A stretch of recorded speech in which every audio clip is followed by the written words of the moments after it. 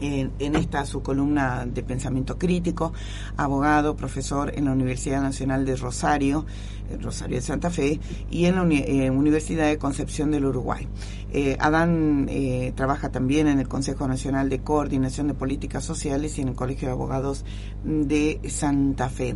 Y precisamente ayer se realizó la reunión de 10 gobernadores del Norte Grande, del llamado así Norte Grande, no ANEA, con el ministro del Interior, Guillermo Francos, encuentro que se hizo en Salta. Lo voy a sintetizar de esta manera, porque no hay tiempo. Franco les dijo a los 10 gobernadores que plantearon cada quien su problemática: o vamos a hacer una comisión de ministros de obras públicas de todas las provincias para ir trabajando.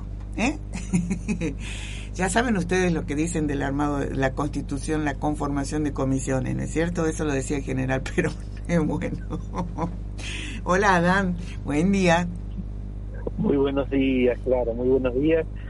Y bueno, la introducción al tema y la introducción con esa humorada, bueno, nos genera una sonrisa, pero es una sonrisa casi que puede ser un lamento. Y sí, lo que pasa es que el tema que yo te proponía, y hago esta presentación y me callo para aprovechar así al máximo estos 10, 12 minutos que tenemos, lo que yo le proponía a Adán, esto comparto con la audiencia, es que se han ido multiplicando los reclamos por región, ¿no es cierto?, en nombre de hacer efectivo en la práctica el tan mentado federalismo, ¿no? Pero mi temor subyacente, no de ahora, sino ya desde hace bastante, es que estemos, sin darnos cuenta, transitando una suerte de proceso de balcanización, porque quiero decir, los gobernadores patagónicos reclaman, empujan, bregan por, ¿no es cierto?, sus fuertes regionales, que son la producción de energía, la pesca, la industria pesquera. Acá en el norte, me refiero, ¿no es cierto?, el tema del litio, básicamente, los de Córdoba, la producción agroexportadora, y así sucesivamente, ¿no? ¿Cómo lo ves? Córdoba y Santa Fe. Claro, Córdoba y Santa Fe, perdón. Sí. Con lo la Pampa Húmeda y Buenos Aires. Bueno, sí, comparto y coincido con la mirada. Solamente hay que recordar a la audiencia, para dar así una mínima introducción, que toda la cuestión de las regiones o la regionalización del país está en la reforma del año 94 de la Constitución. Es decir, la conformación de regiones está en esa reforma, que es una reforma que en determinados puntos muy avanzadas, y toda la incorporación, la reforma constitucional, estoy hablando, muy avanzada, por ejemplo, en la incorporación de todos los tratados de derechos humanos, con darle jerarquía constitucional, y esto ha sido una herramienta jurídica muy importante para muchas peleas que se han dado, digamos, y que han tenido que acudir a tribunales, peleas, digamos, de tipo procesos colectivos, en la historia. Eso ha sido muy positivo, pero la reforma de la Constitución del 94, que recordemos, había una clave, una necesidad, que era la reelección de ese momento del gobierno de Menem, y darle continuidad a todo lo que fue, lo que se conoce como la década de los 90, al consenso de Washington y demás. Existía justamente ya desde ese sentido, digamos, de darle continuidad a un proceso político, esta idea de que las regiones, que por supuesto están paradas sobre reclamos de participación en el Producto Bruto Interno, en la participación económica de todas las regiones, de todos los sectores de este país, pero había esta idea, digamos, de que a través de las regiones por ahí es más fácil, un modo más fácil, por ejemplo, para la economía concentrada, es decir, de las multinacionales de todo tipo, digamos, las agroexportadoras, o las que se dedican a la minería, o las que se dedican a la transacción de productos regionales. Yo pienso en Mendoza en términos del vino, etcétera. estoy hablando de que en sí misma la idea no es negativa. Después podemos hacer algunas preguntas sobre el tema federalismo. En sí misma la idea de que las regiones puedan promover sus procesos productivos en sí misma es positiva. Pero hay que ver cómo es las condiciones generales de la economía. Si nosotros tenemos una condición general de la economía, de una economía de concentración, o una economía concentrada, y con la vertiente financiera muy activa por sobre otros aspectos de la economía productiva, y si eso es lo que predomina, la posibilidad de que se instalen, digamos, empresas de la economía concentrada de tipo multinacional, hace más dificultoso, más débil las posiciones, o digamos, de una posición soberana nacional, que es algo que a nosotros nos interesa, esta columna, la soberanía nacional. Hablamos de los puertos, de la hidrovía Paraná la semana pasada, es decir, una visión soberana que mide todos los intereses del conjunto de los pueblos y del pueblo argentino, o de los pueblos argentinos. Digo, hablo en plural porque hay una riqueza en su diversidad, heterogeneidad.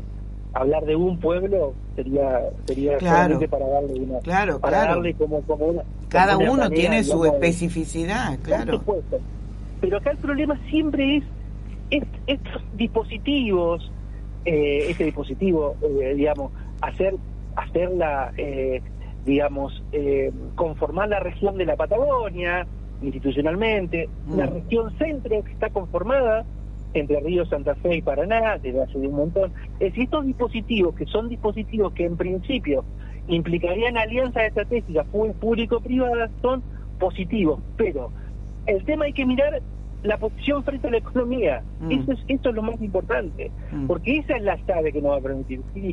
Si es un frente común ante la economía concentrada, bienvenido, potenciar la economía productiva de cada región y pelear porque esos productos puedan, sobre todo con valor agregado, exportarse, ¿sí? Que es lo que genera progreso de los pueblos, el trabajo.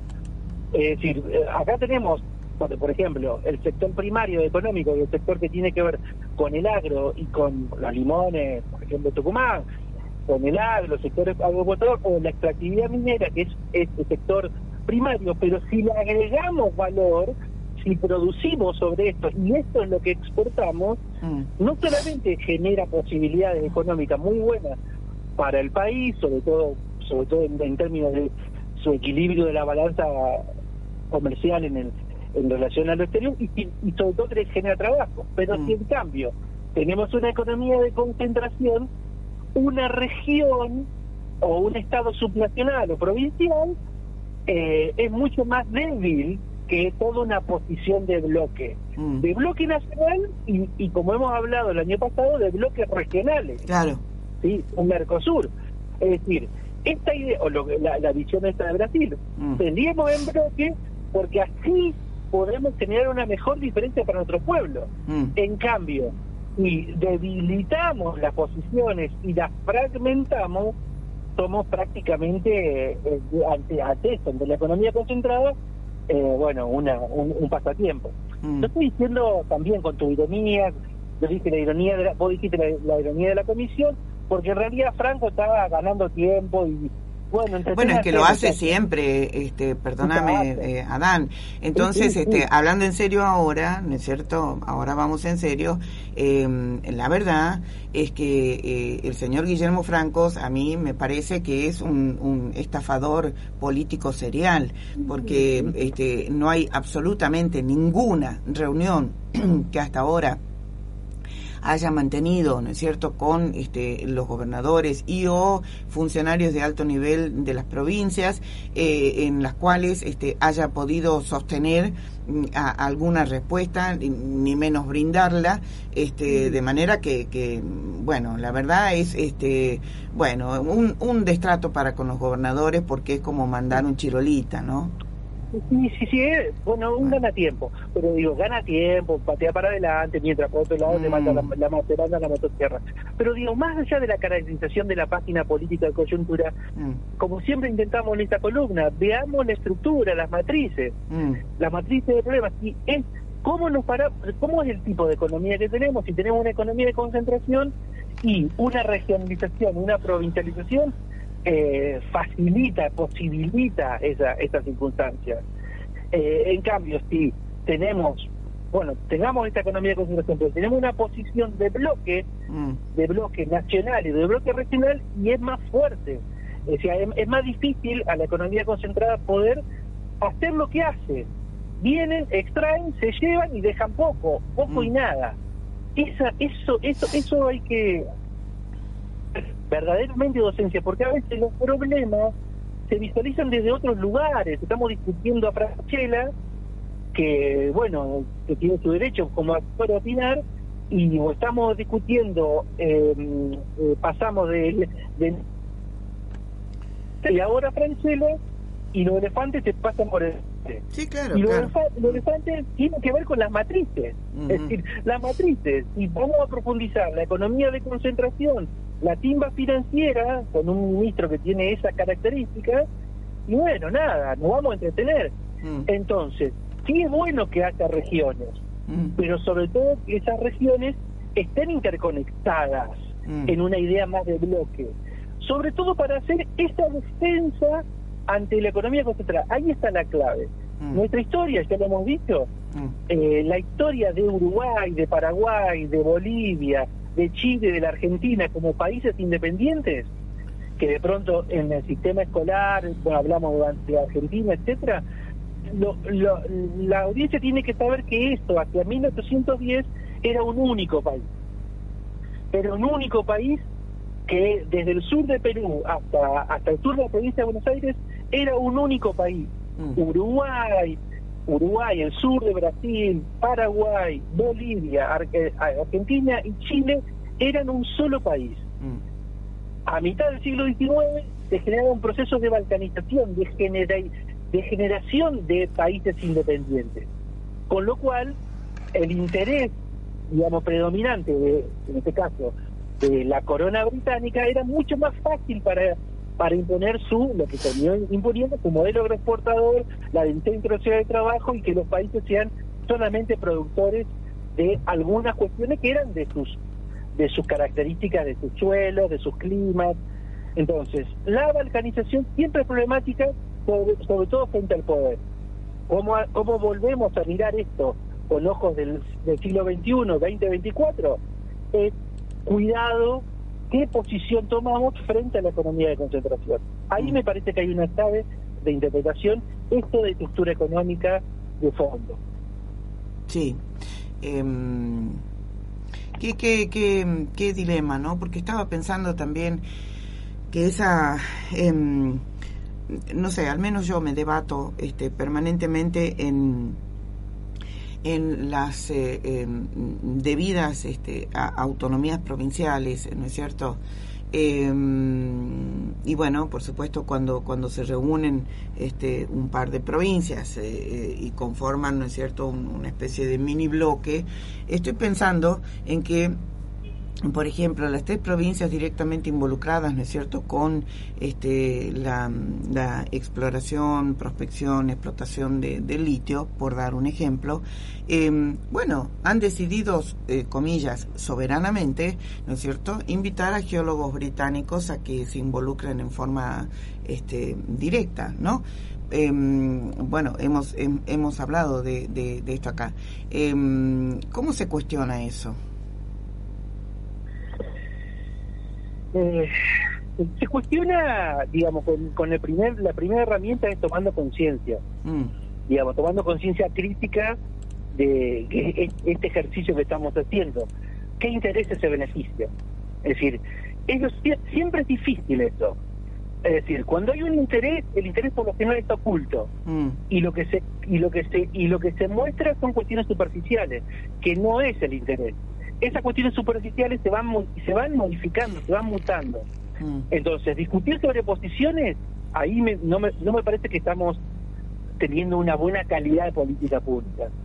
Hay que discutir sobre los intereses, porque en definitiva nadie va a decir yo soy una empresa atractiva que vengo a sacarles todo. No, obvio. Nadie lo va a decir. Claro. Desembosadamente. Claro. ¿Sí?